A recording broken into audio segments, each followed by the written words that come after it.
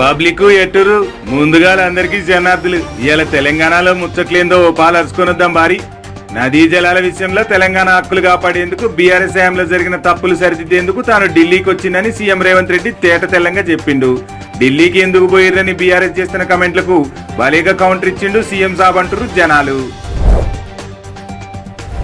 హెచ్సీఏల కేటీఆర్ కవిత కూడా స్కామ్ చేసిర్రని ఈడీకి సిఐడికి ఫిర్యాదు చేసింది తెలంగాణ క్రికెట్ అసోసియేషన్. ఇక కేటీఆర్ బావమరిది రాజపాకాలకు కూడా ఇందులో భాగం ఉన్నదని తేలిందట. మొత్తం 600 కోట్ల రూపాయల స్కామ్ జరిగిందని తేల్చిర్రట. బీసీ రిజర్వేషన్ల విషయంలో రేవంత్ రెడ్డి సర్కార్ ఆర్డినెన్స్ తీసుకురావడం మంచి పనేనని కేసీఆర్ బిడ్డ కవితక్క చెప్తాంది.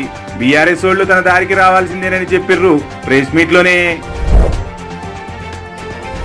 ఇక రేవంత్ రెడ్డి సర్కార్ ప్రతిపాదించిన ఔటర్ రింగ్ రైలు మార్గం తెలంగాణకి హైదరాబాద్ కి గేమ్ చేంజర్ కానుంది.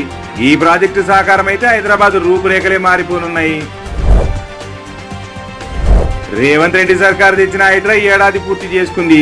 ఇప్పటిదాకా 581 చోట్ల ఆక్రమణలు తొలగించడంతో పాటు 499 ఎకరాల ప్రభుత్వ భూములను కాపాడిర్రు.